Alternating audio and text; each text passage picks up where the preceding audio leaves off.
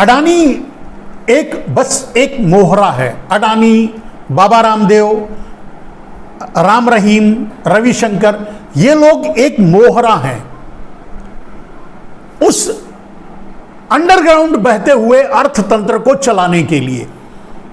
ये सब के सब ब्लैक मनी पे से तैयार किए हुए लोग हैं। इनका एम्पायर सबका सब ब्लैक मनी से तैयार किया हुआ है और ये सब का सब नरेंद्र मोदी का है। उन्होंने, केजरीवाल ने तो सिर्फ अडानी के लिए कहा, उतना ही काफी है, लेकिन नरेंद्र मोदी के लिए अडानी कोई बहुत बड़ी बात नहीं है। आप खुद अंदाजा लगा लीजिए कि बहुत ज्यादा होगा अडानी की औकात 20-22 लाख करोड़, इससे ज्यादा क्या होगी।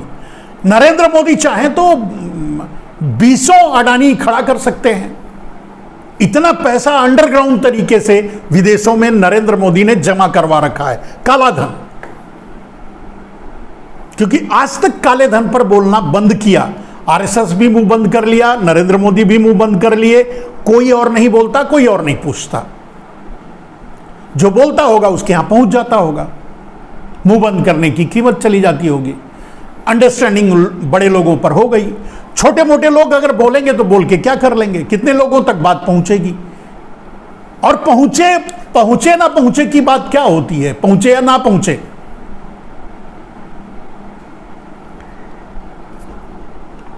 जिस देश पर गंवार, तब भी जो अंग्रेज आए थे वो भी पढ़े लिखे नहीं थे, हम पढ़े लिखे थे।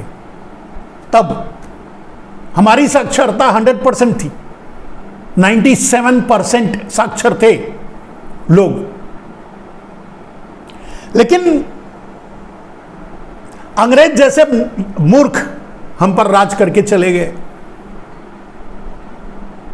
तो इस तरह का जो हो रहा है, जो अन्याय हो रहा है, जो उन्हीं में से एक है, समझ लो। हम कहां समझ पाएंगे, हम समझ ही नहीं पाते। अब इतने बड़े षड्यंत्र को कि देश के सारे की संयंत्र को, यानी पोर्ट, एयरपोर्ट, रोड, रेल, बिजली, ऑयल, सब कुछ अडानी के हाथ में नरेंद्र मोदी ने दिया। तो क्या अडानी को मजबूत, अपने आप को मजबूत बना, ये उनका है, तो उन्होंने अपने हाथ में ले लिया और कुछ भी कर सकते हैं, कल कुछ भी कर सकते हैं। आपने देखा उद्योगपति, पूंजीवाद के जरिए, पूंजीवाद का एक प्रोडक्ट, जैसे नरेंद्र मोदी हैं वैसे ट्रंप भी था। हालांकि वो जेल गया, पता नहीं अब जेल में है कि बाहर आ गया, ये नहीं जानता, लेकिन जेल गया। वो अमेरिका था, वहां पढ़े लिखे लोग थे। और दुर्भाग्य है कि यहां पढ़े लिखे पहले भी लोग कम थे। हमारी साक्षरता घींच घांच करके 60-70% तक गई थी, 30% लोग तब भी पढ़े लिखे नहीं थे। और इन 8 सालों में जो मैंने कहा कि नरेंद्र मोदी 8 साल पहले आए, तो जिनको ग्रेजुएशन करना था वो घर बैठे हैं बेचारे बच्चे। उनके मां बाप तो 5 किलो अनाज के लिए लाइन लगाए हुए हैं, भीख मांग रहे हैं मुफ्त अनाज के लिए। तो दिमाग को तो उन्होंने वहीं रोक दिया। आवाज उठाएगा कौन? तो इन 8 सालों में ये सब कुछ नरेंद्र मोदी ने अपने कब्जे में लिया। हम जैसे लोग इस बात को उठाते रहे जिसका कोई महत्व नहीं, कोई वजूद नहीं, कोई कुछ नहीं कर पाएंगे, कुछ नहीं कर सकते। बाकी तो उनके साथ ही खड़े हैं, उन्हें उसी में मस्त है। हमारे चंद्रभूषण शरण सिंह एक अच्छे नेता बन सकते हैं, लेकिन जब ठरकपन मन में भरा हुआ है तो कहां से अच्छे नेता बन सकते। हमारे राजनाथ सिंह जी हैं, नितिन गडकरी जी हैं, बहुत से नेता हैं भारतीय जनता पार्टी में जो आवाज उठा सकते हैं, जो बोल सकते हैं, जिनको बोलना चाहिए वो मुंह बंद करके बैठे हैं, वो भी कहीं ना कहीं डरे होंगे, या डेफिनेटली उनका भी ब्लैक मनी विदेशों में रहा होगा और उसके बंटवारे में नरेंद्र मोदी ने 50% ले भी लिया, उल्टा डरा के भी रखा है। बोलोगे तो अंदर डाल देंगे, वो अंदर तो डाल ही सकते हैं।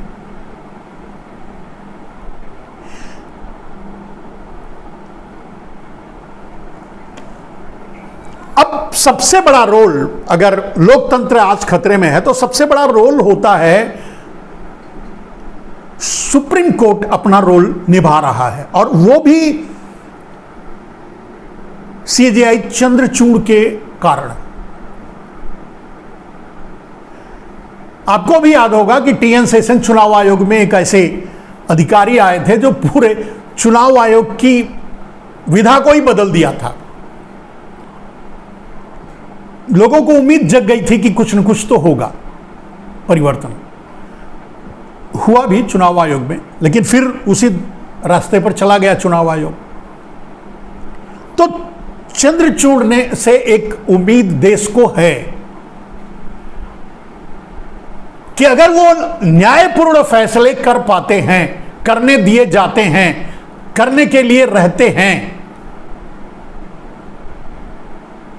नरेंद्र मोदी के षड्यंत्र का शिकार नहीं होते, तो उम्मीद है कि कुछ न कुछ बदलेगा, लोकतंत्र बचाया जा सकता है। बहुत से लोग हैं जो इस चिंता में हैं और इस कोशिश में हैं कि लोकतंत्र को बचा लिया जाए, नरेंद्र मोदी से इस देश को बचा लिया जाए। बहुत से लोग लड़ रहे हैं, जाने अनजाने, अपनी अपनी जगह से सभी लड़ रहे हैं। जो जिसकी जहां पहुंच है, जितना सोच सकता है बोलकर या जो जिस माध्यम से भी हो, लड़ रहे हैं लोग।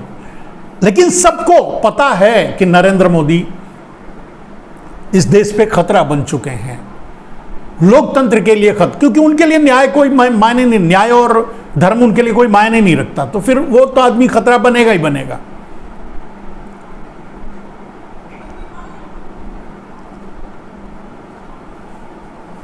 महाराष्ट्र की सरकार, आपने देखा कि ऑपरेशन लोटस के जरिए महाराष्ट्र की जबरदस्ती सरकार ढकेली गई, गिराई गई, और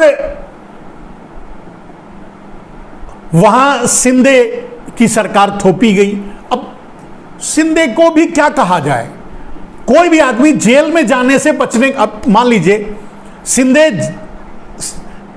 मुख्यमंत्री हैं, अगर मुख्यमंत्री नहीं होते तो क्या होते, जेल में होते।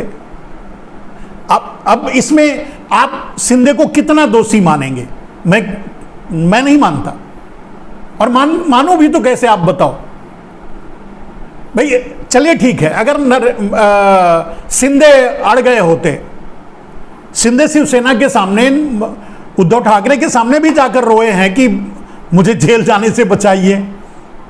उन्हें लगा कि नहीं, उद्धव ठाकरे हमें जेल जाने से नहीं बचा सकते, तो बचा सकता है कौन, मोदी, तो चले गए। तो अगर आज मुख्यमंत्री हैं, अगर मुख्यमंत्री नहीं होते तो जेल में होते।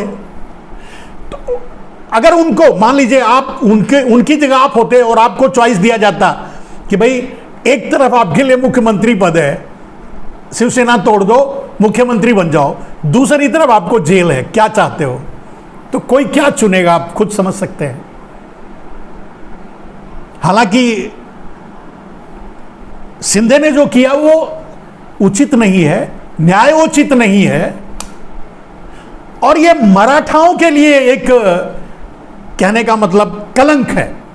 शिंदे मराठाओं के लिए कलंक है, अगर शुद्ध भाषा में कहा जाए, कि अगर वो जेल जाने से डर गए और उस डर से इतना बड़ा उलट फेर कर डाले, तो मराठाओं के नाम पे कलंक हैं शिंदे, मेरा मानना है। मैं नहीं कहता कि सबका मानना यही होगा, उनके साथ भी लोग हैं, लेकिन सुप्रीम कोर्ट ने तो यह कह दिया सीधे सीधे कि यह राज्यपाल और सभापति का खेल था, गलती थी, अन्यायपूर्ण निर्णय था, उन्होंने गलत किया। लेकिन उसके बाद भी उन्हें कोई शर्म लाज ये सब कुछ भी नहीं है, वो तो जीत गए समझते हैं। लेकिन मन में तो पता ही होगा कि उनका मन ही जानता होगा कि उन्होंने क्या किया है।